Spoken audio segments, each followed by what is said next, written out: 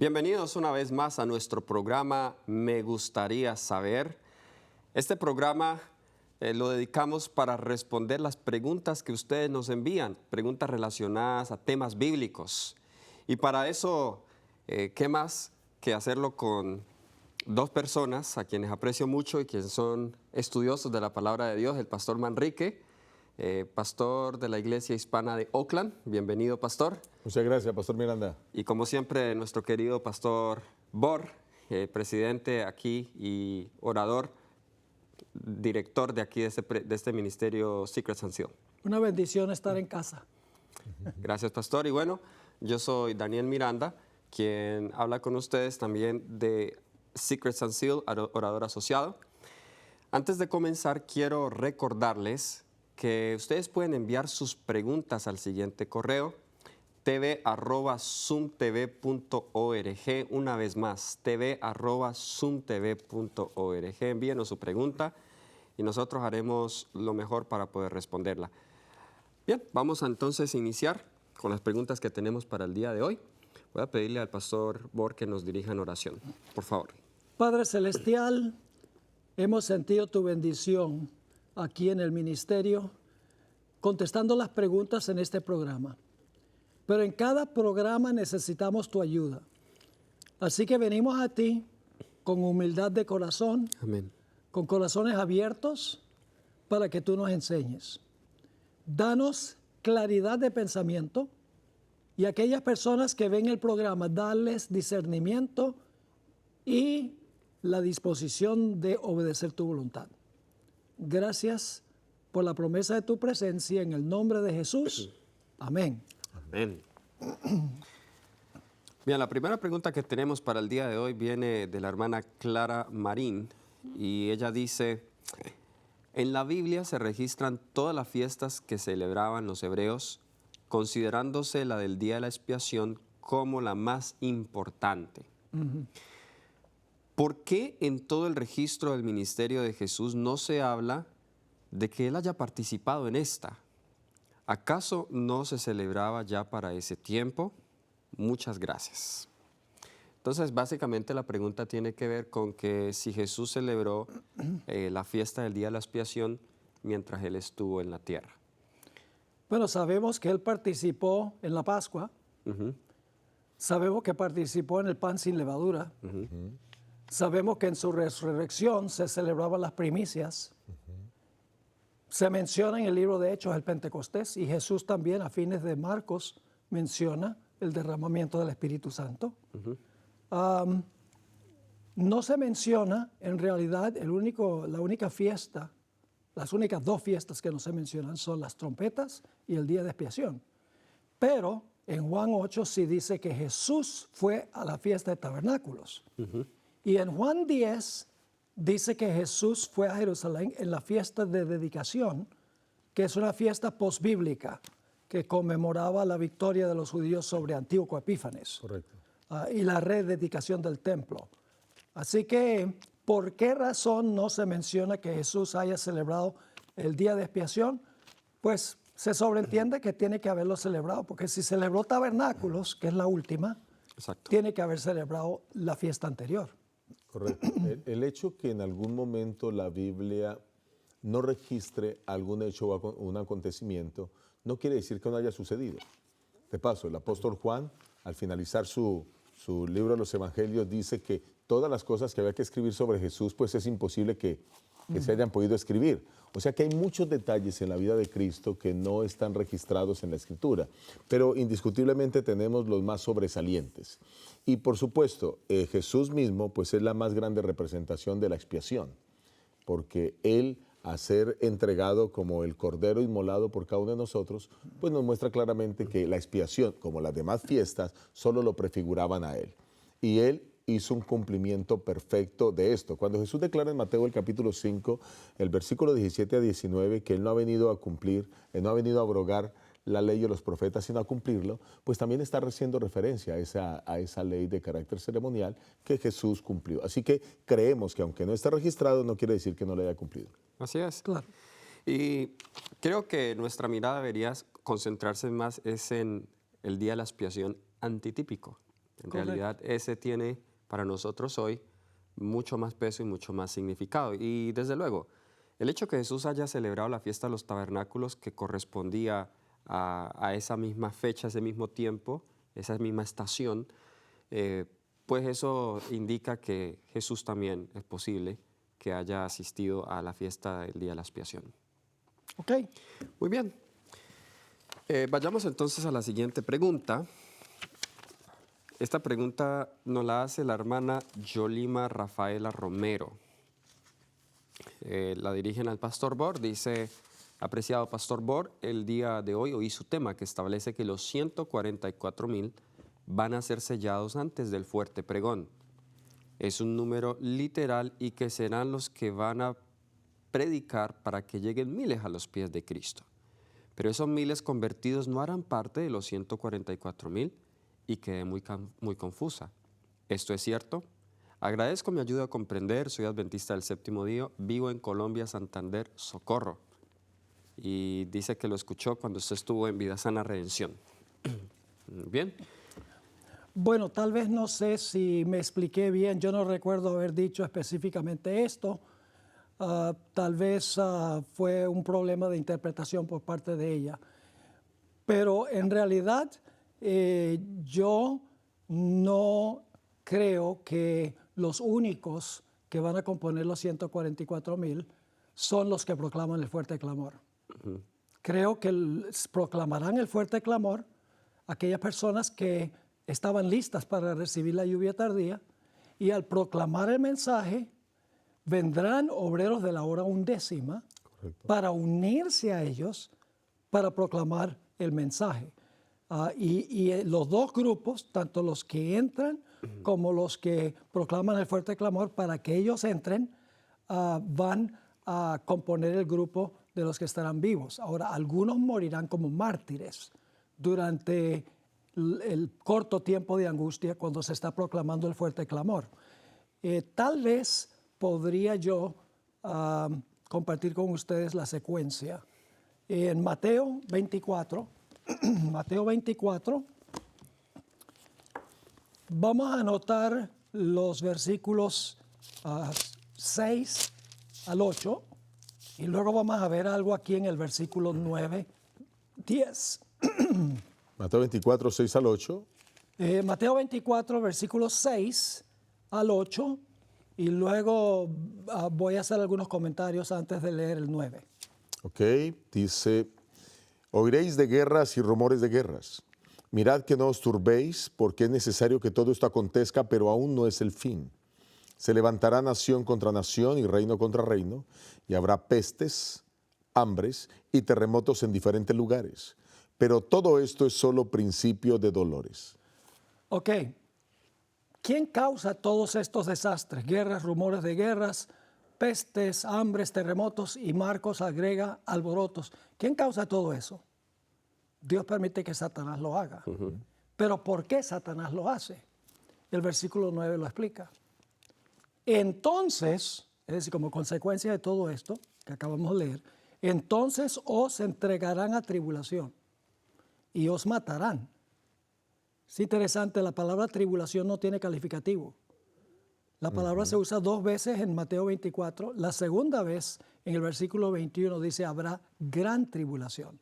Es decir, va a haber una tribulación que es el tiempo de angustia previo, o el pequeño tiempo de angustia, y luego entonces, después de cerrarse la puerta de la gracia, viene el gran tiempo de angustia, el tiempo de angustia de Jacob, la gran tribulación. Ahora, todos esos desastres, Satanás, el propósito que tiene es echarle la culpa al pueblo de Dios. Por eso dice, entonces os entregarán a tribulación y os matarán, y seréis aborrecidos de todas las gentes por causa de mi nombre. En el Evangelio según San Marcos y Lucas, dice que aquellas personas que van a ser entregadas van a dar testimonio. Dios les va a dar el poder del Espíritu Santo para hablar palabras. Esa es la lluvia tardía y el fuerte clamor. Y la hermana Joya agrega que tendremos que comparecer ante reyes y gobernantes para dar testimonio de nuestra fe, particularmente el fuerte clamor, el mensaje del sábado. Ahora, lo interesante es que como resultado de eso, de la persecución, algunos mueren, se da testimonio ante los grandes de la tierra encontramos que va a realizarse un zarandeo entre el pueblo de Dios.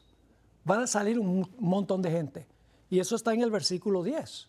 Muchos tropezarán entonces, como consecuencia de lo anterior, y se entregarán unos a otros y unos a otros se aborrecerán. El Evangelio, según San Lucas, dice que amigos entregarán amigos, padres a sus hijos, hermanos a hermanas y viceversa. Ahora, lo interesante es que Elena White describió este periodo, si puedo leer ahora un par de citas del Espíritu de Profecía, que van a contestar últimamente la pregunta. En el libro Primeros Escritos, página 33, ella escribió: vi que Dios tenía hijos que no reconocen ni guardan el sábado. No han rechazado la luz referente a él. Son cristianos de otras iglesias.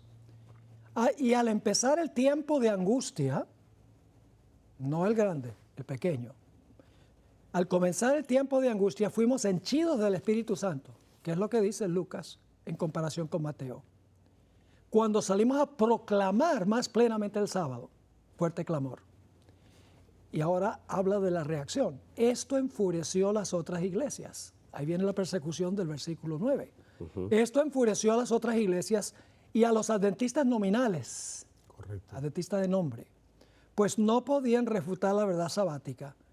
Y ahora viene la parte clave. Y entonces todos los escogidos de Dios, está hablando de las demás iglesias, todos los escogidos de Dios, comprendiendo claramente que poseíamos la verdad, los que recibieron la lluvia tardía y proclamaron el fuerte clamor, claramente que poseíamos la verdad, salieron de Babilonia y sufrieron la persecución con nosotros.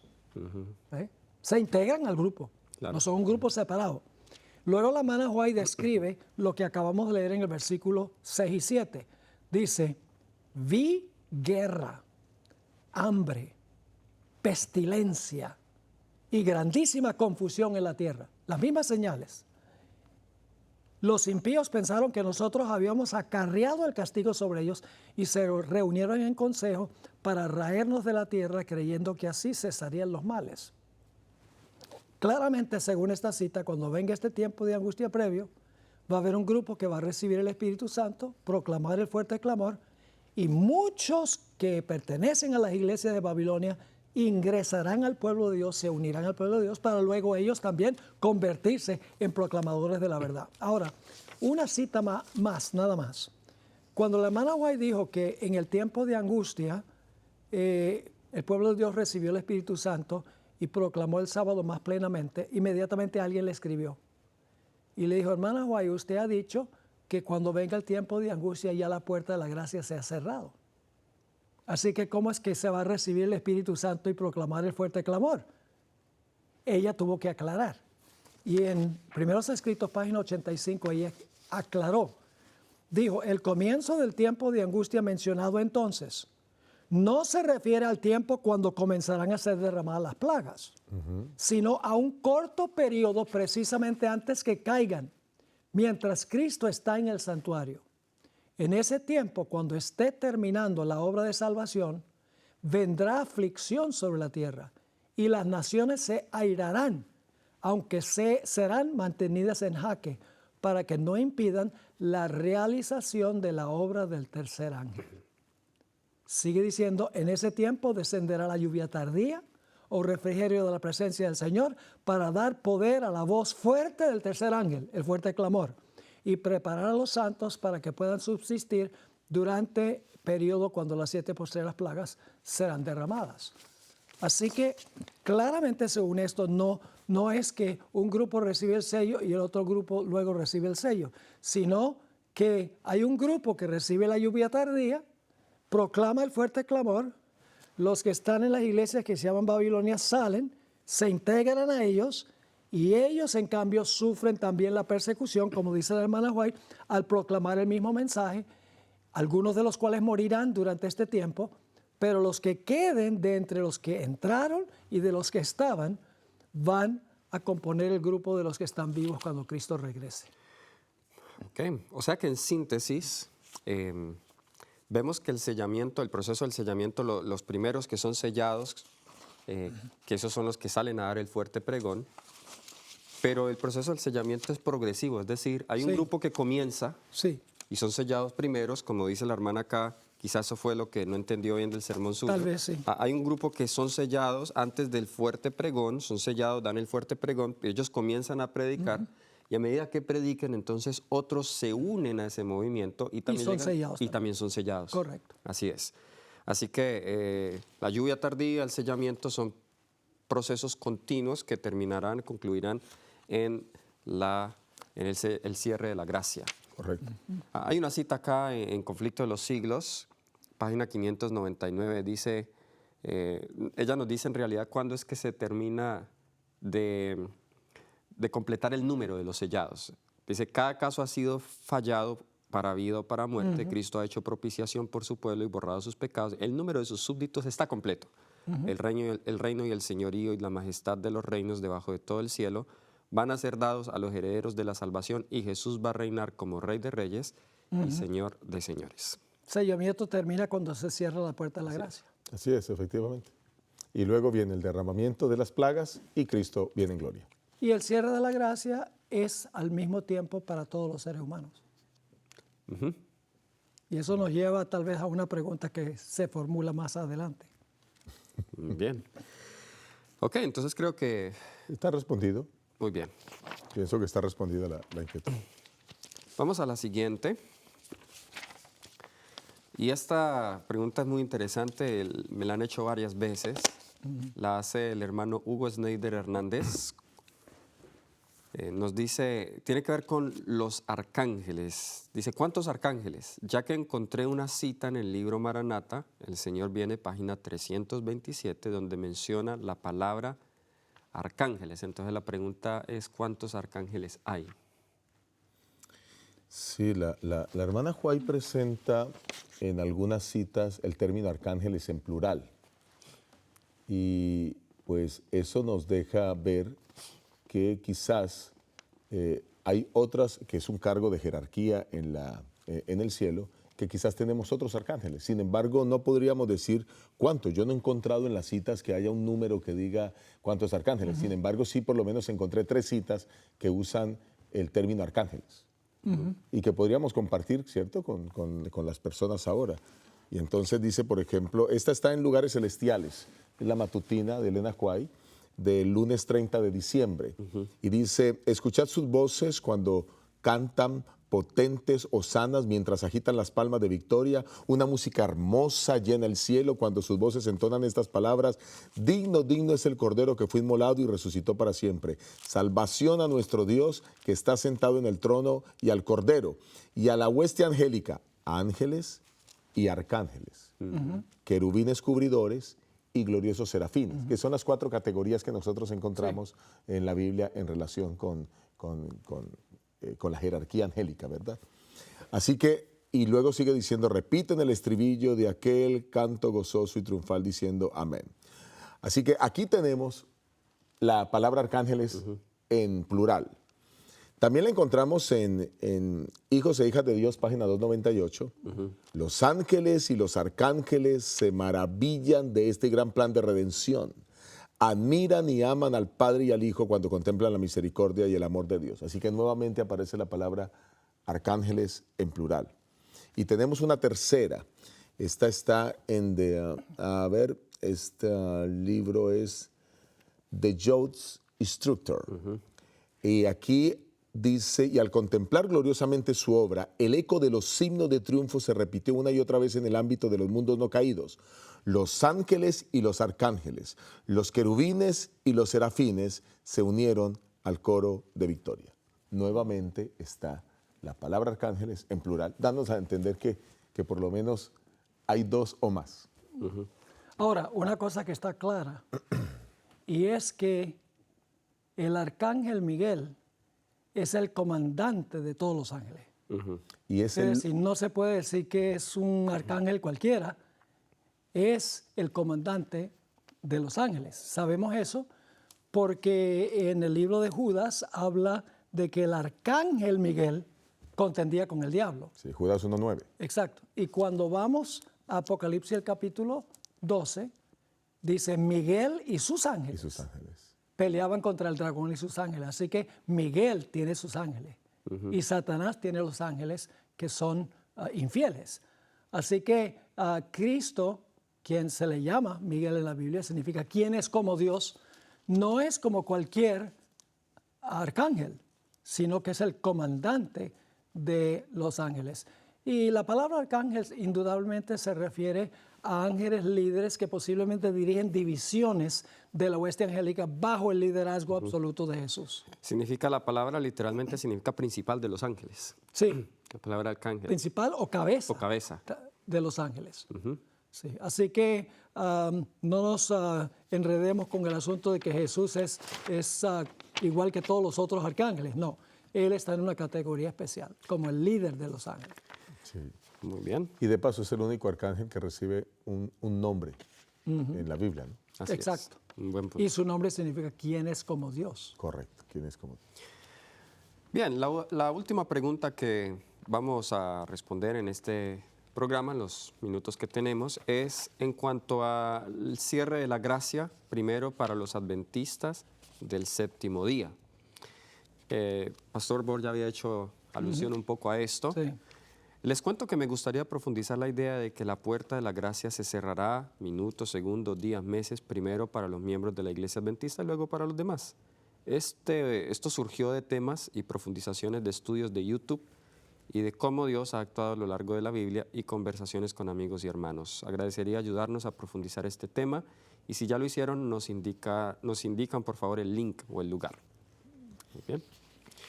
Esta idea del cierre de la gracia para los adventistas, primero, pues es una idea que ha surgido entre las personas con quien he compartido esto, de Primera de Pedro 4:17, si no estoy mal, donde dice que el juicio debe comenzar primero por la casa de Dios. Exacto. Entonces el argumento es, si el juicio comienza primero por la casa de Dios, pues el cierre de la gracia se cierra primero para la iglesia adventista del séptimo día. Hay una cita, no recuerdo ahora dónde se encuentra, de la hermana White, donde parece que ella confirmara eso, donde ella dice, en el tiempo de la ley dominical, que cuando la puerta se cierre para unos, entonces se va a abrir para otros, hablando de los obreros de la hora undécima. Entonces, el razonamiento usa esta cita, la de la Biblia y la del Espíritu de Profecía, para decir, bien, la gracia se cierra primero para los miembros de la iglesia adventista del séptimo día. Pero allá hay un problema. Primero, sí es cierto que en la prueba dominical los casos de muchos adventistas se decidirán porque o tendrán que escoger si adorar a Dios o adorar a la bestia. Y algunos adorarán a la bestia y recibirán la marca de la bestia. Pero eso no quiere decir que a manera corporativa Dios vaya a cerrar la puerta a la iglesia, sino que algunos individuos, por su rechazo de la verdad, ellos mismos estarán cerrando la puerta. Son los que abandonan las filas de la obra. Exacto. Cuando entran los de la hora undécima, como estaba leyendo en la cita de la hermana White, que muchos tropezarán entonces, dice en el versículo 10 de Mateo 24, cuando el versículo anterior habla de los que van a ser perseguidos en la tribulación. Cuando venga la persecución, muchos van a salir, pero los obreros de la hora undécima van a entrar. Ahora, hay una cita de la hermana White donde ella dice que el juicio se hace en orden cronológico. En orden cronológico. En el conflicto de los siglos 474 dice, a medida que los libros de memoria se van abriendo en el juicio, las vidas de todos los que hayan creído en Jesús pasan ante Dios para ser examinados por Él. Empezando con los que vivieron los primeros en la tierra. El primero en ser juzgado entonces sería Adán. Abel. No, Adán. Los primeros que vivieron en la tierra. Correcto. Nuestro abogado... No primeros que murieron. No, correcto. Nuestro abogado presenta los casos de cada generación sucesiva y termina con los vivos. Da la impresión de que cuando llegue el juicio de los vivos, Dios va a seguir el mismo proceso de acuerdo a cuando vivieron. Ok. Entonces, no va a tomar un grupito de acuerdo nada más a si aceptaron o no aceptaron, fuera de orden cronológico. Correcto. La puerta se cierra cuando el último ser humano que esté vivo sea juzgado. Claro. Y ahora hay que entender qué significa eso del cierre de la puerta de la gracia. En Isaías 59, 16, allí se nos dice, el profeta Isaías ve un tiempo cuando ya no haya más intercesor. Dice, y vi, no había más intercesor. Cierre de la gracia significa ya no hay más intercesión. ¿Cómo vamos a decir que Dios va a cerrar la gracia para la iglesia adventista y no va a haber intercesor en el momento en que más necesitan un intercesor, porque están dando el fuerte pregón y están predicando en todo el mundo, necesitan gracia, necesitan del poder del Espíritu Santo? Cristo intercediendo en favor de su iglesia con el Padre. O sea, en este momento es cuando más necesita la iglesia la intercesión de Cristo Jesús. Entonces, ¿por qué vamos a llamar al mundo a que haga parte de la iglesia remanente si esta iglesia ya no tiene gracia? Porque la gracia se cerró para ella. Sí. No tendría sentido. Ahora, hay otro punto muy importante y es que Primera de Pedro 4:17 dice que el juicio comienza en la casa de Es Dios. el juicio. Entonces, los que dicen que Dios va a juzgar primero a los adventistas interpretan como la casa de Dios siendo la iglesia adventista. Pero en realidad la casa de Dios representa toda la iglesia, no solamente la iglesia adventista. Eso se deja ver en 1 Timoteo el capítulo 3 y el versículo 15, donde el apóstol Pablo dice, para que si tardo, sepas cómo debes conducirte en la casa de Dios, que es la iglesia del Dios viviente. Así que la casa de Dios es la iglesia, no solo la iglesia adventista, sino, la hermana White dice, todos los que profesaron el nombre de Cristo. Nuevamente dice, las vidas de todos los que hayan creído en Jesús pasan ante Dios para ser examinadas por Él. Y todos los cristianos profesan haber aceptado a Jesús. Estamos hablando de la iglesia a través de todos los tiempos, Correcto. no de un momento puntual en la historia. Exacto. Porque los adventistas podemos decir que existimos o desde 1844, si hablamos del Gran Chasco hacia acá, o de 1860, si hablamos de que recibimos el nombre, o de 1863, cuando decimos que nos organizamos como denominación. Correcto. Así que lo correcto es eso, es el pueblo de Dios. Bye. Muy bien. Creo y espero que esto haya quedado claro. Muy buena pregunta. Gracias por estar con nosotros en este programa. Me gustaría saber. Hasta la próxima. Dios te bendiga.